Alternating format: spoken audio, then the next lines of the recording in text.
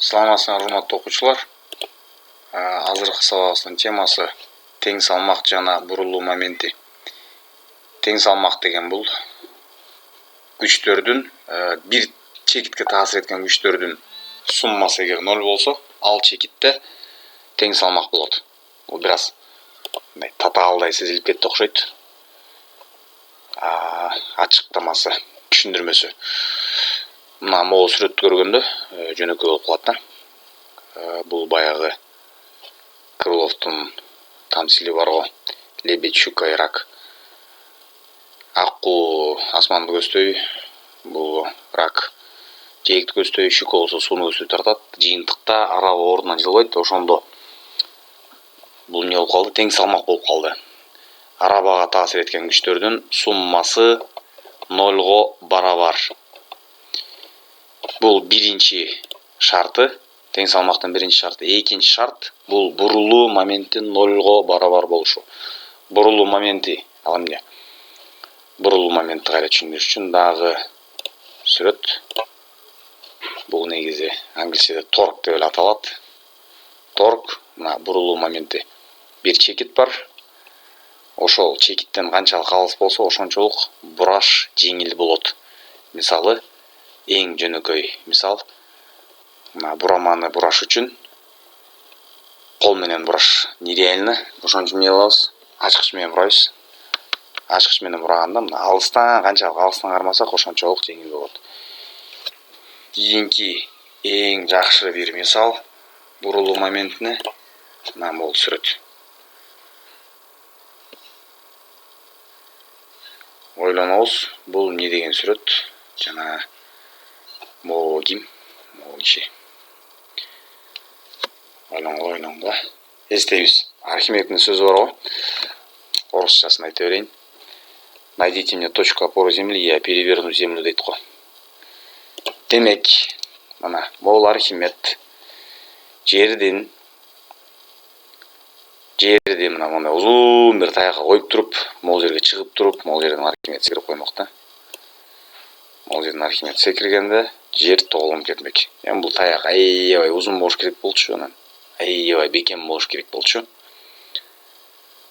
Чтобы ийилип кетпеш үчүн, сынып кетпеш үчүн дегендейчи. Азыр интернетте өчүрүп салалык, а то мен супер мощный компьютерим тартпай калды. Ошондо биринчи шарт, экинчи шарт түшүндүк. Эми торк жөнүндө да бир аз кеңирээк маалымат берелик азыр. Биз эшикти ачабыз деп жатабыз. Бул жогорудан тартылган көрүнүш, жогорудан вид сверху. Могул жерде эшиктин кармагычын чекиттен алысыраак кылабыз. Эгерде чекиттин бул жерине коюп койсок, ачкан ор болуп калат баягы. Бурама мисалдагыдай эле да. Бураманы кол менен бурай албайбыз, ачкыч менен бурайбыз. Ачкыч эмне болот? Баягы могул жерде бурама болсо, ачкычты алысыраак жерден канчалык алыстан бассак, ошончолук жеңил бурайбыз. Кайра эле баягы. Эми бурулуу чекиттен канчалык алыс болсо, ошончолук жеңил болот. Демек, бир жөнөкөй мисал 100 ньютон менен таасир этсек, узундугу 2 метр болсо, мына бурулуу чекит мына могул жер. Бул буралып кетпеш үчүн биз мына могул жерден канча күч менен таасир этишибиз керек? Эгерде 1 метр болсо, бурулуу чекитке чейин. Эми бул өтө эле жөнөкөй 200 ньютон болуш керек. Эгерде жарым метр болсочу, жарым метрден таасир этсек. Бул жерден таасир этпей, Могул жерден таасир этсек 0,5.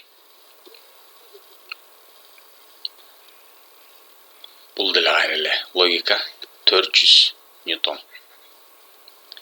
Демек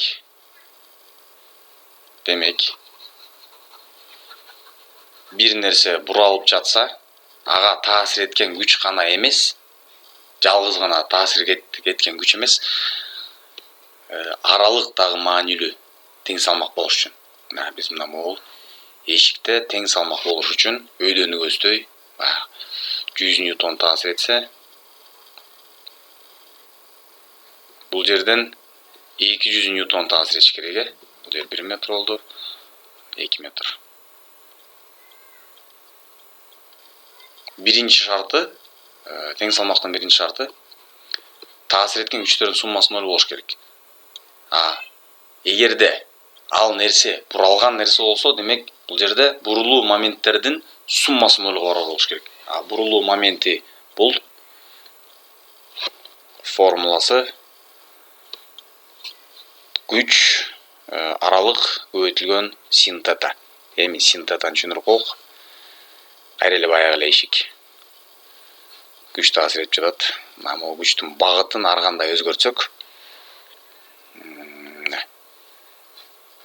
мондай күч таасир этсе, же болбосо биз эшикти бул жерде көздөй тартсак, эмне болот ошондо? Эшикке эч нерсе болбойт. Эшикти катуу тартсак, эшик сынып калышы мүмкүн. Эми эшикти сындыра турган адам болбосо керек, анчалык күчтүү.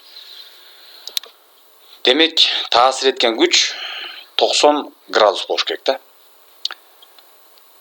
Мына могул эмне десек, таякчага дейликпи? Таякчага перпендикуляр болуш керек, тик болуш керек.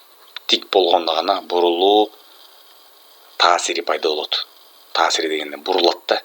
Мындайынан тартсак бурулбайт да, же болбосо түртсөк эшикти кайра эле бурулбайт. Ошол себептен могу таасир эткен күч тик болуш керек. Эгерде тик эмес, кандайдыр бир угол менен таасир этсе, мондай. Бул уголдун, бул жерде тета деп турбуз, альфа деп алдык. Бул тетанын несин алабыз? Синусун алабыз. Синуска көбөйтсөк, кайсыл компоненти чыгат? Бул тик компоненти чыгат.